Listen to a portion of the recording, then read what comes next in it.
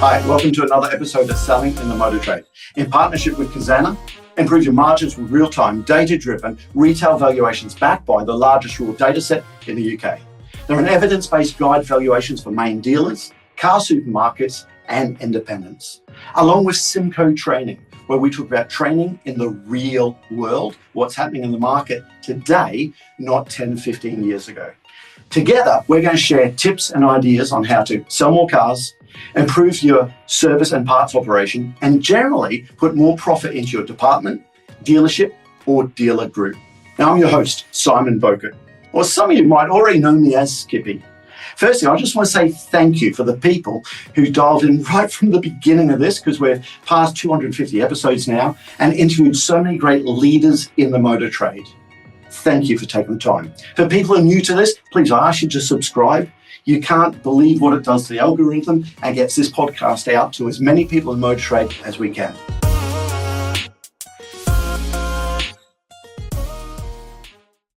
Hi, welcome to another episode of Selling in the Motor Trade.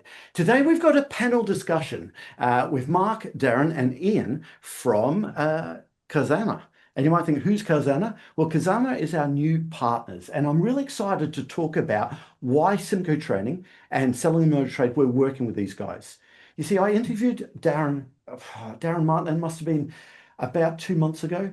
I got really excited about actually some of the data he talked about, some of the knowing how to value a car, not just from wholesale up, but retail down. It really hit a nerve with me about how so many sales managers, they haven't got access to the data. And I've got to be honest with you, I thought, who's Kazana? Who are they? What are you actually doing there? He introduced me to Ian, and actually one thing's led to the other, and we just had lots of common ground. And we both want the same things. We want to improve car dealerships. We want to improve profitability. And that's why they're the new partner in the podcast. So I just need to say, welcome aboard, everyone. Thanks, Simon. Nice to be here, Simon. So I'm going to start off with you, Ian, if this is all right. In a few words, for someone who's under a rock and doesn't know who Kazana was, someone like myself, in a sentence or more, can you tell us, who's Kazana? So Kazana was, well, it started back in 2012 by a guy called Tom Wood, who's well known with everybody within the motor trade. He built a platform that was sold to Kazoo Data Services in 2021, and we bought that platform off Kazoo in 2023. And for with the demise of Kazoo, we bought the platform, we dusted it down. I got some experts involved in looking at how we could improve it technically and with all the products and services. Two of them are on the podcast today. And we're just about to launch it back into dealer world, really. Yeah, so it's one of the things, my ignorance, Ian. I thought Kazana was part of Kazoo, but it wasn't. They actually acquired it. Is that right? It is indeed, yeah. So we actually launched into the automotive landscape. This is where it gets even more complicated. 18 months ago with Motors, who are now Kazoo. So they are a key partner of ours, and we share data with them. So Kazana and Kazoo are back together in a way, but not how it was before. It's a full circle that goes around. And Mark, how did you get involved? Tell us a bit about yourself, Mark. So I worked for Experian Automotive and then Cap HPI, which is where I met Darren. And Ian, when they'd acquired the Kazana tech from Kazoo, needed somebody to help them take the solution to be market ready and then help them launch it back into the dealer world, the automotive space. And that's the background that I've got and my business partners have got at ADS. And so Ian contacted us and said, would we be interested in taking a look at this and helping them?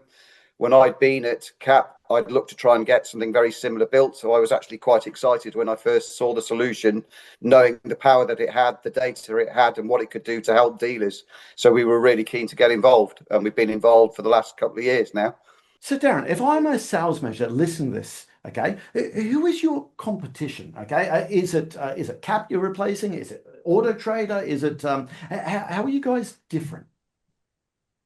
We're different. We're pretty much retail valuations. We do trade valuations as well, but we firmly believe that retail valuations, so basing your purchasing decisions off what you can advertise the vehicle for and then sell the vehicle for from your forecourt or your website, is the way forward. So look at what you can advertise it for and sell it for, then work your way back down for what you should pay for it, bearing in mind the margin that you want to make.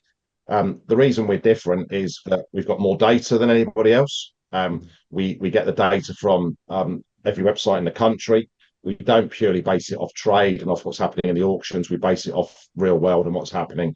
And there's a fantastic data science behind it and machine learning that produces the valuations. We've also got information on days to sell. Because we're independent, we have no vested interest in pricing vehicles, people pricing vehicles too high or too low. We want them to price their vehicles optimally. We haven't got what Auto Trader have got with their sort of selling to dealers, hoping that they'll put their cars on their website. We're just advising on prices.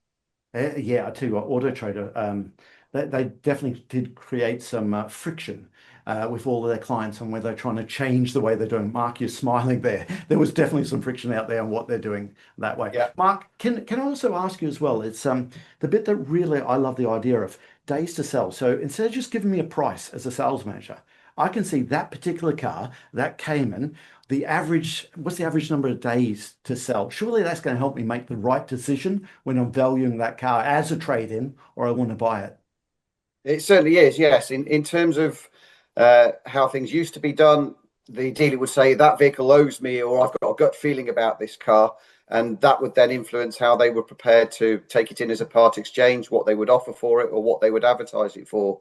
Now we're providing some science to this now in terms of being able to look back through the recent history using the Kazana data and actually see individual vehicles that are the same make, model, derivative, and how quickly they sold or how often the price was changed. But when you amalgamate all the data, you get a market view as to how quickly that vehicle is likely to sell, and that can then give you a better indication as to how to price it or what to offer for it as a part exchange. Yeah, I suppose, Ian, every now and then along comes a miracle. I suppose as a sales manager, used car sales manager, I always remember the miracle. I had that car in stock for 90 days. Okay, everyone's telling me to get rid of it, but some poor customer walked in and said, I'll have that full up. And I was thinking, hold on, I remember that car 4 years ago, it actually sold. I suppose the data you have really does make the difference. Is it 900,000 unique VRMs every day? Is that number right, Ian? Is that what you scrape? It is, Simon, not all scraped. I mean, as I mentioned earlier, we have a good relationship with Cazoo. They provide us with over 500,000 vehicles a day, and we have feeds coming in from other areas, and we also scrape as well. So, 900,000 is where we're at the moment, and we want to get to beyond 1 million, but we're not too sure. I don't know if anybody knows what the full market size is, but we're certainly closer than anybody, and that's expanding every day. I was just thinking about that number. When there's 2.1 million new vehicles were sold, how many used vehicles are on sale at any one point? We know how many used cars are sold, but that's got to be close to the whole market, hasn't it? It's not far off, yeah. These are the unique VRMs that we pull in every day. Now, obviously, they're going to be the same day on day until they sell or whatever, or new ones come in. But I think probably overall car park circa 1 million, I would say.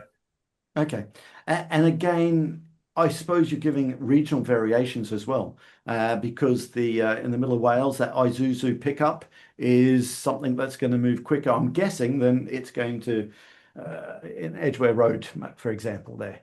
We don't, it's all about the data. So we can show where vehicles are for sale, what vehicles are for sale within your dealership, within 10 miles, 50 miles, 100 miles, or nationally. So, an independent dealer or dealer can just put his postcode in, pick a radius to him and see what similar vehicles are for sale in the market and also what prices they're at. So we don't tell dealers what to price at. We just show them what prices are there currently. What's your live market price within your area for that particular car spec? Is it fair to say that when I was a sales manager, I'm looking at really what auction prices were? I suppose both Mark and Darren working for some of those other providers. That really is the information that from the old book. And yes, I'm old enough to have the books. All of my Mark's laughing at me now. You're right though, but I used to have all the books lined up on my desk. I took pride in them all there. But it's always what's happened, hasn't it? It's old Yeah. news. And I think the reason the trade valuations, have been around for so long is back in the day, a source of or volume of data in order to produce a market value, the auction sites were the only place you could get it. Yeah. The technology wasn't there. The websites weren't there to be able to get retail values. And it's only in the last maybe 10 years that retail values have been accurate enough because of the volume of data that you can now get to power them. Okay, so you're not a new company, okay? Your parent company has been around for a while, but Ian, you've got this 500 dealers. Can you just talk me through what the programs you're about to launch, the 500 dealers, and a little bit about what you're launching there? Yeah, certainly. So as I say, we have launched into automotive 18 months ago, and we've got some key partners on board. We partner with some big pieces, so the likes of Experian and others, Motorcheck and Car to Trade, or a few other smaller partners that we've already partnered with over the last 18 months. But we want to offer our dealers direct. We want to get a direct offer into 500 dealers, of which we've aptly called it the Khazanah 500.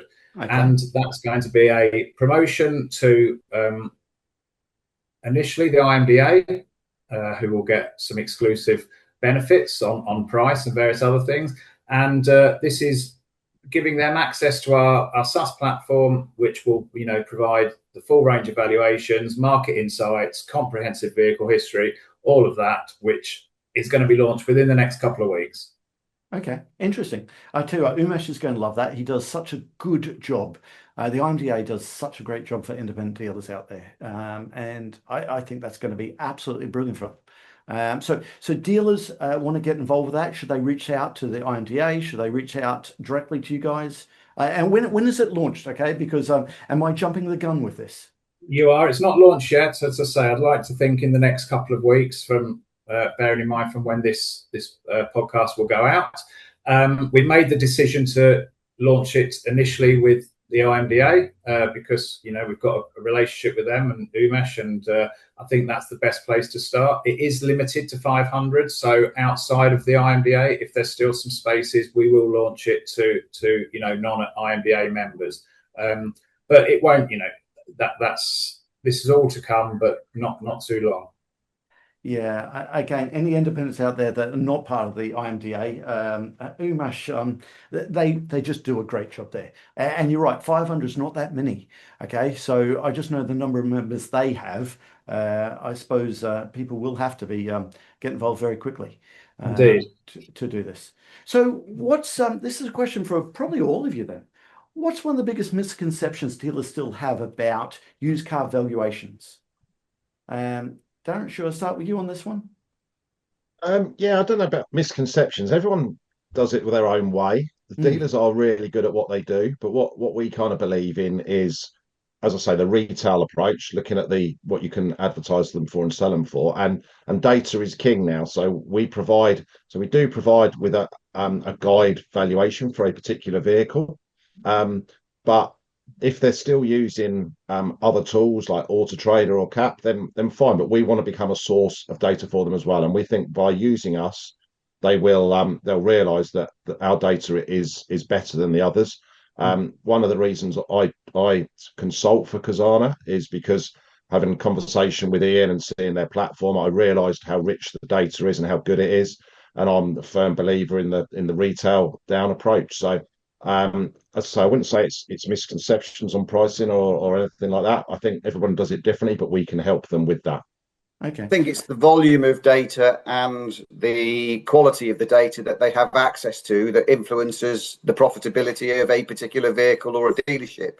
If you've got good data that's close to what's going on in the market and you can make use of that, then you would expect to make more profit, more margin than if the data's out of date and not close enough to the market. Playing devil's advocate now, Mark. Yes, I understand the retail down. This is what they're selling for. This is how long it takes to sell. This is the number of days in the market. Love that information. Okay, regional, love that information. But playing devil's advocate, you might get the sales manager saying, Simon, you don't understand. If I don't get this sold in 60, 90 days, it has to go to the block. Okay, so I want to know what it's going to trade so I don't have my head handed to me on a platter. What do you say to that? Dare I say it? Old-fashioned sales manager. I'm going to upset some sales managers there. Okay, and I was one of them. You're worried about if you don't sell it. Surely I have to keep an eye on Exactly, what they're selling. and there will be vehicles that the dealers will need to take in as a part exchange in order to be able to sell them, the consumer, the next car. So Yeah. a trade value is still relevant and still used. So if you are looking to retail it, having one eye on a trade value is always useful. If it's a car that you're going to send to the block anyway, then you absolutely need a trade value. And that's why we do provide a trade value as well as the retail value. But in our view, you're not really going to want to take too many cars in that you just have to send to auction. You really do want to retail as many as you can. So our emphasis is always on the retail price and not the trade price. I love that retail price. It should be. I suppose what I was driving at there is if it has to go to the block because I've kept it for 60, 90 days, whatever my policy is, you just want to make sure that you have that safety blanket there. And Absolutely. too many times I get salesmen who probably rely too much on that. And we would argue that if you see what they're selling for in the retail world, you're seeing how long they're selling for, price it appropriately. You won't have to worry about that side of it. And it's seeing how many days it takes to sell the average one. Ian, I think that's just information that's just so valuable.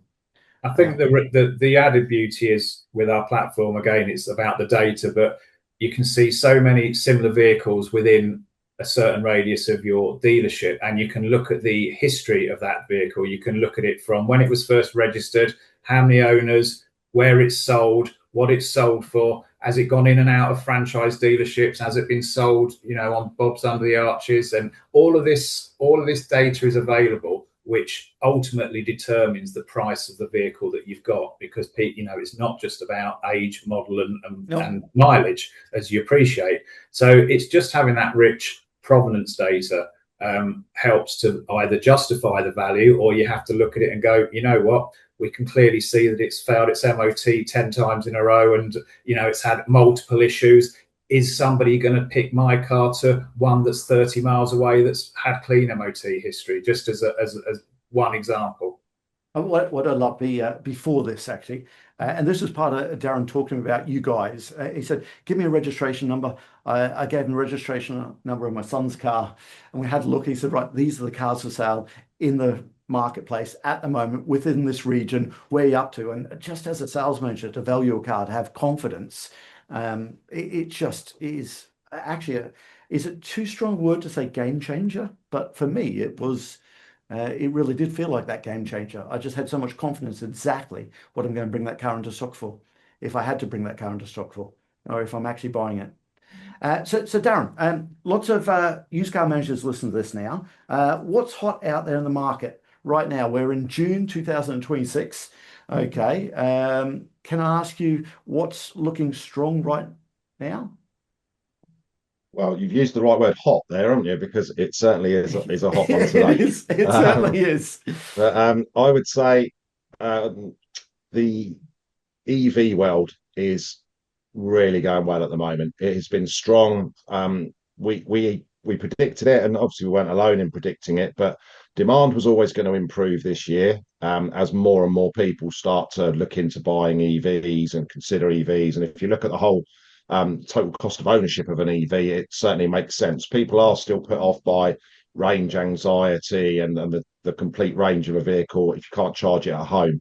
But what's happened since the unfortunate events in the Middle East with the war there and the petrol and diesel prices at the pumps going up is more and more people are looking at EVs, and we're seeing that EVs are going up in price. Certainly on the retail world, dealers are buying them. They're putting the prices up. They're selling them, then they're replacing it with a similar one, and they're putting the prices up again. I was speaking to a dealer a couple of weeks ago. who just say, I just can't find them, I just can't get them. They're being snapped up so quickly, these cars. So if you can get EVs now, do your due diligence on them, look on our platform, look at how much you think they're worth, look at how quickly they're selling. But they are great news. Hybrids, similarly, especially plug-in hybrids, they're going well as well. But electric vehicles, and I know some independents are scarred by they don't particularly want to stock them, but they should be not. They don't need to fill their forecourts with them, but they certainly should be dipping their toe in and seeing how quickly they sell, because they will sell.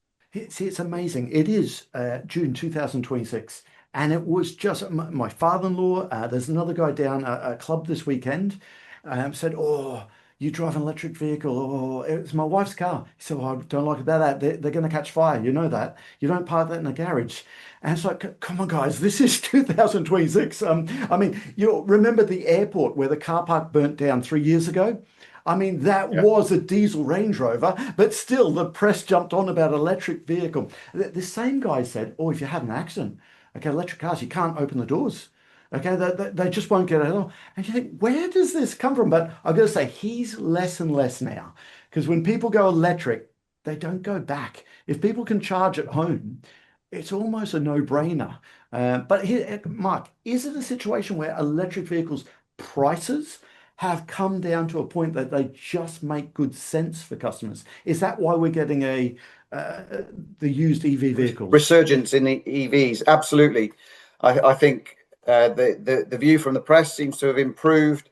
So people are more comfortable in looking at an EV. I think the prices, as you say, have come down.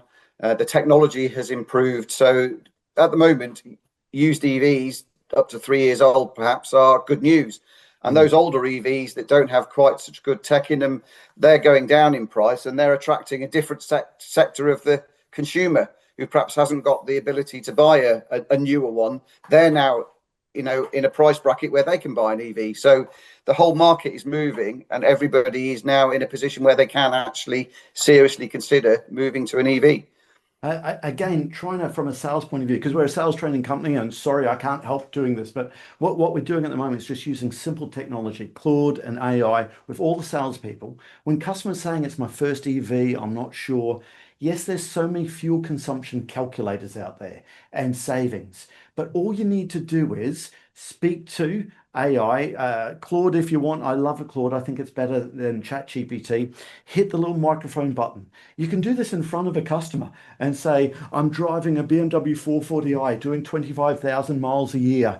Okay, I'm thinking about going to an iX2, whatever it is. Okay, can you tell me what am I likely to save every month in fuel costs alone?"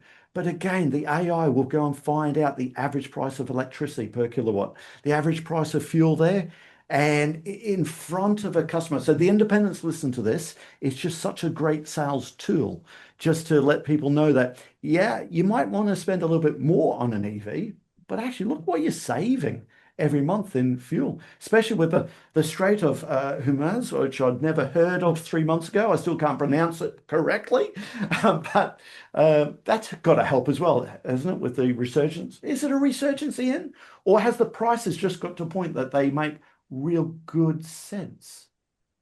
I think so. Yeah, as Mark said, they were historically expensive, right? So more Chinese, more price, appealing vehicles coming to the market, more second-hand vehicles on the market. I mean, look, personally, you couldn't sell me one, regardless of how good a salesman you are, because I'm not into EVs, but that's because I like ICE engines. Sorry, polar bears and everything, but petrol running through your blade.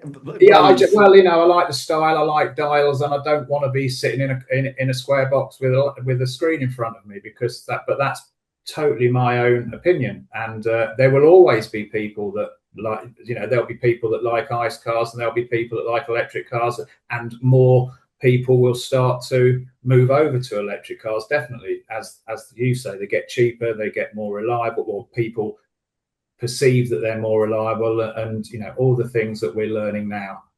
Well, I just want to talk about the residual value of these cars. This comes from the Financial Times. Okay, if you look at a car that's 3 years old, okay, an EV car is actually retaining 38% of its original list price. A petrol car is retaining 45% of its original list price, and a plug-in hybrid is retaining 51%, the highest.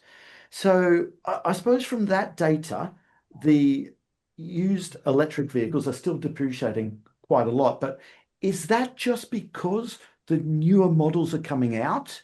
Is the ranges are getting better and better all the time, which again, this is the UK, it's not America, it's not Canada, it's not Australia, it's a small island, right? There's not too many places you couldn't get to without charging on a day-to-day journey. Okay. But is that reflecting that? I want to get your views. Maybe, Darren, this is one for you looking at day in, day out, these figures here. Is it because the newer EV vehicles come along, and BYD at the moment has just launched a new car? What's their slogan? They can ready to go in 5, fully charged in 9, or something like that. That's quick. Darren, is that going to have an effect on my car that's just 18 months old, that's not going to be fully charged in 9 minutes? It's going to be fully charged in 2 hours. Well, I think firstly that the stats there are that no one buys a car off percentage of list for a start. So that sort of 38%, 51% is almost irrelevant really. And they're looking at the list price. A lot of no one buys a car of list price at the moment anyway. You're buying it off a monthly payment, or you're buying a discounted car. The new brands that have come in over the last couple of 3 years, they have hugely changed the landscape they were working in. EVs used to be expensive as a list price car. They're not anymore. And the legacy brands, they've reduced their prices. So that 38%, I would imagine, is based off cars that were more expensive a few years ago. Well, what you have to look 3 years ago they were, weren't they? Let's just have a look at what's happened across the board. Yeah. So what you have to look at is a petrol car and a similar EV.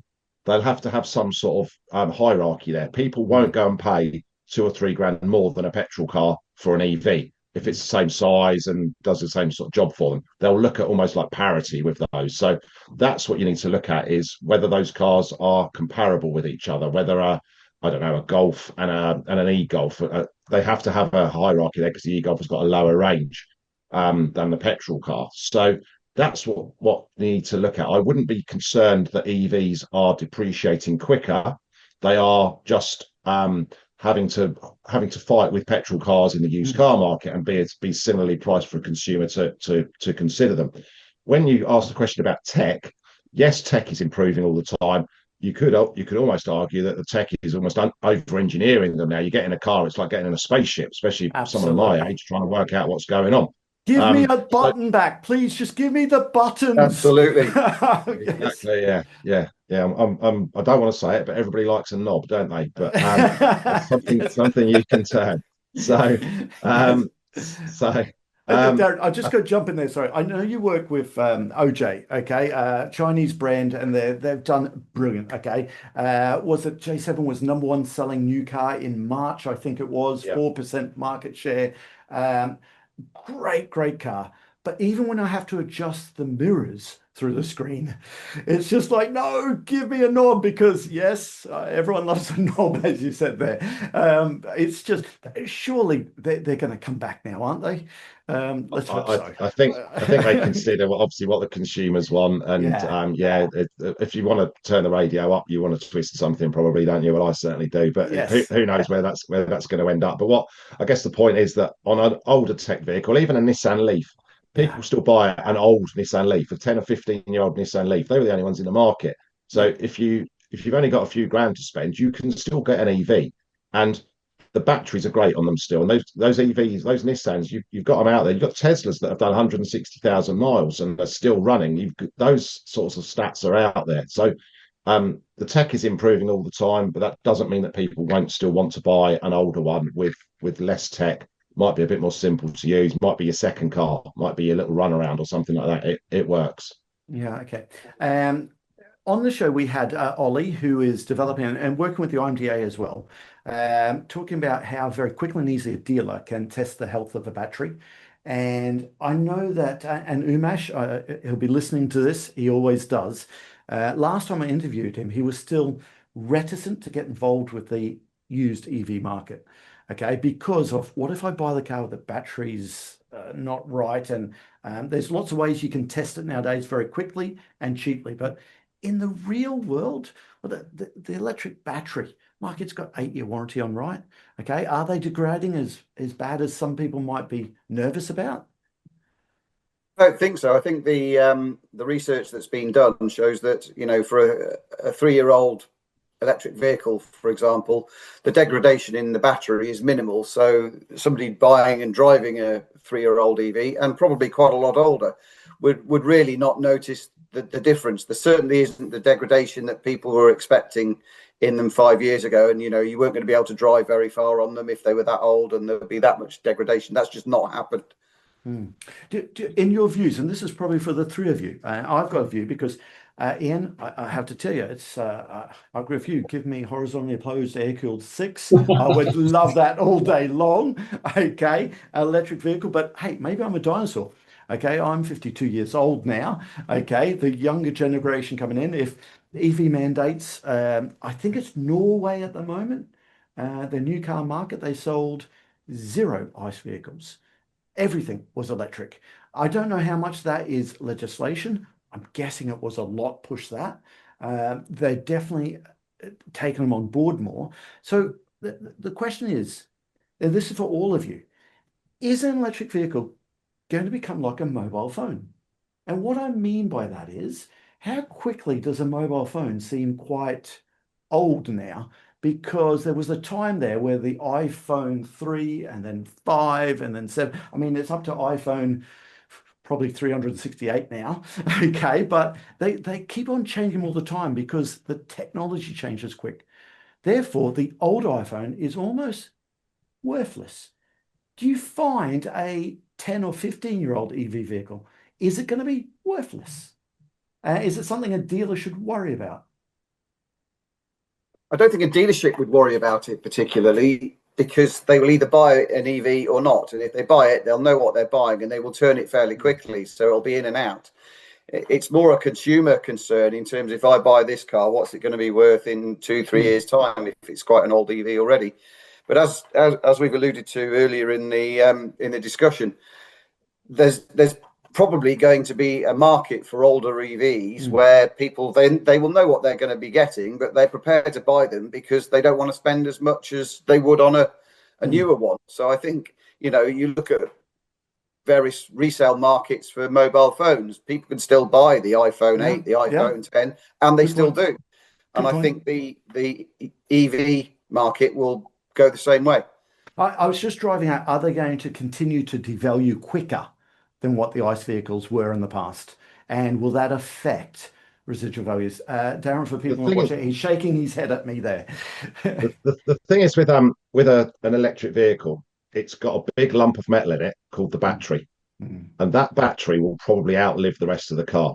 So you could argue that an EV has got a floor value, say, of an ICE vehicle is scrap. Yeah, it's worth the metal that's in it. It's scrap. Whereas an EV will still have a battery that could potentially have a secondary use. So ignoring the fact that it's a car, it's still got a battery in there that in future will be used for other things. So I wouldn't worry too much about the depreciation of them and them dropping down to almost zero, because I don't think that will happen. I think they're always going to be worth something, even if the rest of the car is falling apart. They will still have that battery. As we've said, it will still have use. It will still have a value based off the fact that people want to buy it, and as long as it's drivable, we'll still use it. And the difference between a battery in a car and a battery in an iPhone is that they don't degrade anywhere near as much. iPhone batteries, if you charge it up all the time, all night, every night, and by the time you've finished your contract, it's not as good. Cars aren't like that. They're different batteries. There's different tech. I'm not going to get into all of the chemical side of things, but they are different. And I know you're talking about Ollie from Generational. It's great. Yeah, they have a very important role to play, especially at the moment. And there's other companies that are measuring battery health. It's to give the consumer peace of mind. My view is, going forward, battery health will not be an issue, but initially, when you're buying your EV, it is, and you want to have that peace of mind. But as I think Mark said earlier, they've got 8-year warranties and that type of thing, but they don't degrade like an iPhone does, and the tech will potentially be less than in the new ones, but it will still be good tech and it will still be useful, and people will just want it because it's a car, and it will have a floor value at the end of it as well. Isn't it great for what we do as dealers? And this is what you help dealers. The overall trend, who really cares? If you're selling the car within 30 days, that's what you want, right? Okay. And if the trend's going up or down, it doesn't matter. I suppose the reason why I'm harping on this, I just know for the independents, they need to get involved with that market. And there's still some out there scared and reticent about it. And maybe they've been caught years ago. But I suppose what you're doing, you can actually see exactly how long that car is taken to sell in the marketplace. Okay, what's the price of them? And it's you've got that data, that information to make the decision there and then. And the other thing away from EVs is that we see estates selling quicker now because there's fewer of them in the market. We see saloons selling quicker now because every car's an SUV that gets built now, that gets sold. There's Is over that two so thirds of the true? market is SUVs. Yeah, so Yeah. a small Corsa or a small Fiesta, as long as it's certain age and certain mileages and things like that, they sell well. So those, I mean, could you describe them as niche? Not really, but No, but a, they are. I a know what you're saying yeah, because you can't exactly. find those. A small hatchback, small petrol hatchback sells fast, and that's what our data will show. An estate will sell quickly, and if you want an estate as a consumer, you've got to pay the price. So dealers can buy them and put the prices up. Those sorts of things within our data. It's not all about EVs. EVs are obviously important, dip your toe in, but the bread and butter stuff, still there's some real opportunities with different body styles and engine sizes, and your first car is still going to likely to be a Corsa or a Fiesta or a Mm. Clio or something like that.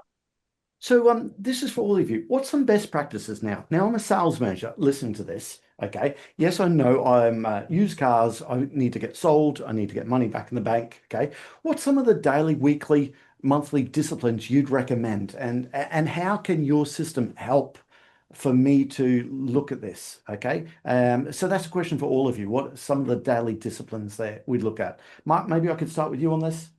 So I think one of the key things is to know your market and know what's going on in your market. So if you've got a load of vehicles in stock, you need to know what's happening around you with those vehicles, and using the Kazana solution and the Kazana data, it will automate a lot of that for you. So you can see what we would call an exceptions report, where the market has moved and you need to pick up those top six of your 100 vehicles or 50 vehicles in stock and do something with those based on what we're telling you in the market.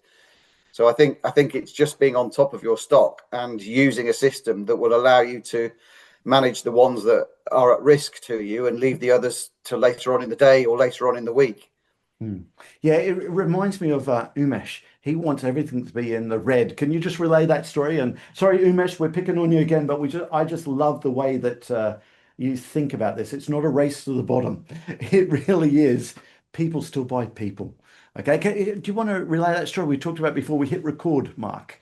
Yeah, so from Umish's perspective, he will look on Auto Trader or look at the Kazana data, and he will be comparing his stock to the market prices that are produced by the systems. And effectively, he doesn't want to race to the bottom. He believes, because of the service that he provides his customers, because of the quality of the prep work that he does on his vehicles, his view is that they uh, attract a premium. So Yeah. he's looking to price his vehicles right at the top of the pricing bracket in terms of what you see in the market. So I think there are dealers out there, and they will have a strategy in terms of where they want to appear in the listings, and some will make the decision we're going to be right at the top.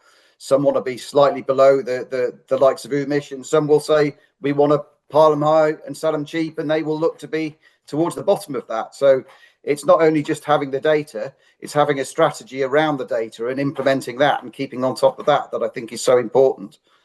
Yeah, you're right about the data. When it comes to the sales process, I'm going to be old fashioned now, but people still buy people.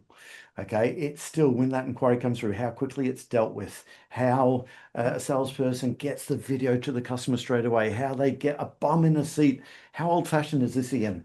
But bums in seats still sell cars. They still raise desire there. And it's so don't take that wrong. I love the idea of the data there to help me make that decision, the right decision. But I suppose it's having the ability to say, no, I have priced this car right. I know where it is in the marketplace. this is fair value. Yeah. I And think that people buy from people isn't just between dealer and customer, it's also dealer and partner and data supplier. So, you know, we're here, we're easy to talk to. That's the way we approach that's how we will approach the dealers that will be part of the Khazanah 500. And it's how we work with all our existing dealers and partners that we've been working with for the last 18 months in the sector. People do like to buy off people, but people need to be quick to respond, always open to have a conversation and listen to issues if issues arise. yeah, but again, having the data to back it up, not that gut feel. That's what I just love about what you guys are doing. It just makes so much sense there. So if I suppose this is probably Mark and Darren for this one. If you're sitting with a dealer board tomorrow, what 3 data points would you want to talk to about these people before they start talking about repricing cars or anything like that? Are there 3 data points you'd really want to focus in on? Who wants to take that? Mark, Darren, do you want to take that? So yeah, I'll jump in there first off, and I think if we're going in to see a dealer's board for the first time, we would want to know what stock they've got by model, the valuation movements for those vehicles, and their stock turn at the moment, so that we can gauge what they're doing, how good they are compared to their peers, and then we can then tailor the solution that they want by providing them such things as the volume of local stock to them, or we can see what the valuation movements have been over the last few months for the vehicles that they've got, and then there's also the click-through data, so that we can identify that the vehicles they've got, the consumers are actually interested in. And then really it's a partnership in terms of moving forward and helping them address the issues that they've got, and finding out what's important to them in terms of, what markers they put in place to make sure that they're adhering to their strategy for stock turn and things like that. Good advice. Darren, do you want to add anything to that? Mark's pretty much covered it, but I think there's obviously you've got the due diligence on service history, on provenance, but I think looking at your local area, our tool, our companion tool, it's there for them just to look at it. They don't need to talk to us about it. We don't need to go and see at board level. They can see the values of their cars versus the value of all of the cars in the market. However, we've talked about regionality and all of that sort of stuff. That's all there for them. If they want to talk to us, we're here.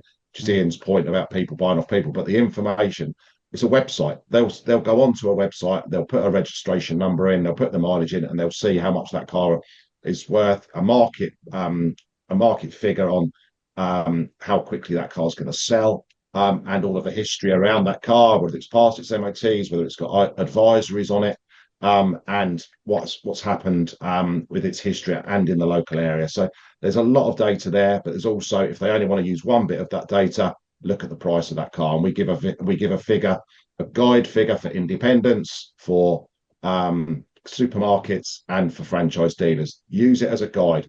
Gut feel is great. Use your gut feel, but we'll give them data to help them with that gut feel as well. And if you are on a board of a big group, we also have data that will show whether lookers are pricing similarly to Arnold Clark and similar to Virtue and things like that. We've got so much data that we almost don't know what to do with it. There's so much there. We just want to speak to people, but it can be very simple, or it can be a bit more complicated. Ian, just the quality of your data. Am I right in thinking that you're dealing with insurance companies now? Because every year there's so many complaints people get about the price they're given, because insurance companies have just gone from a trade value. Customers are complaining, and you're actually getting involved with more and more insurance companies now. Is it right in saying 8 out of the top 10 insurance companies will come to you guys to get exactly what a car is selling from the marketplace? Have I got that right?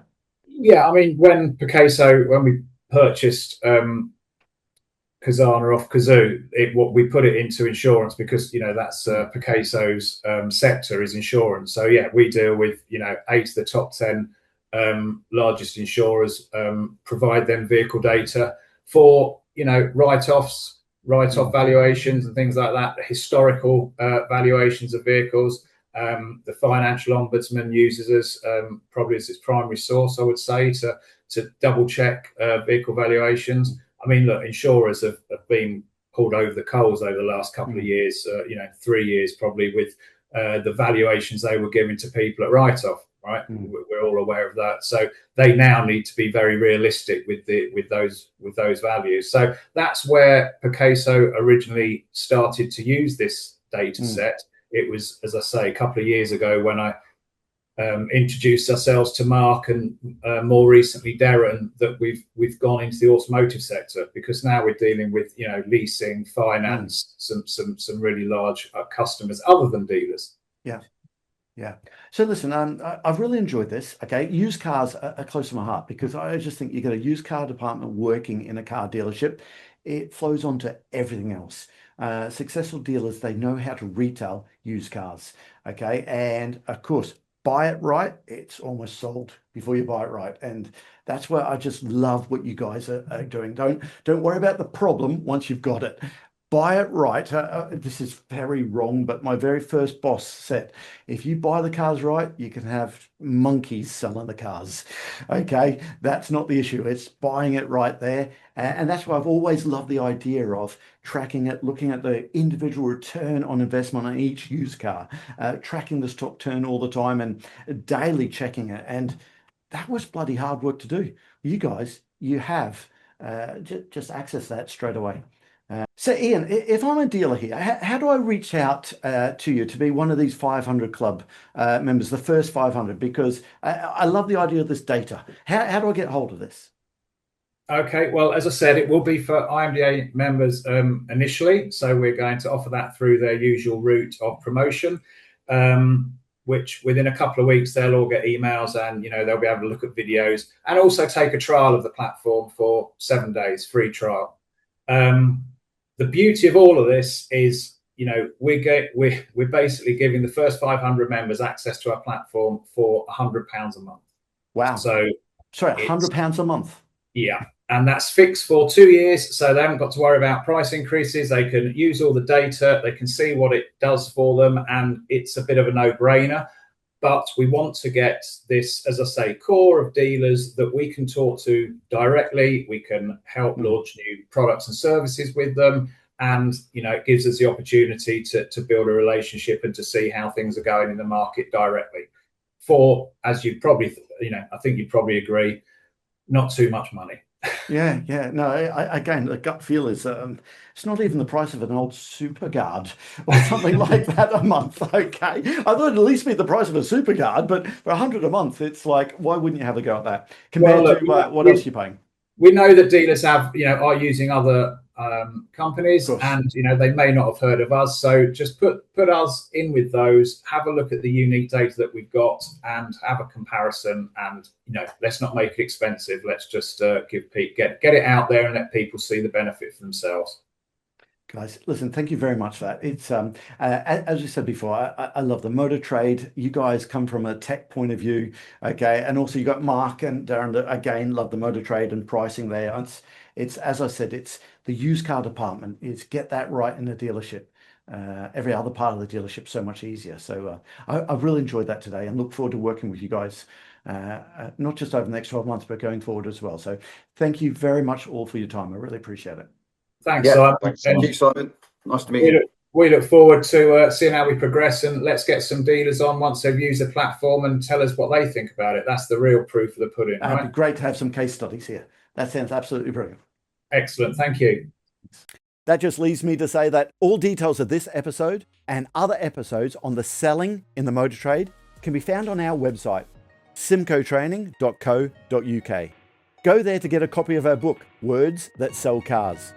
Go there to sign up to a free trial of our Sales Fitness online sales training program.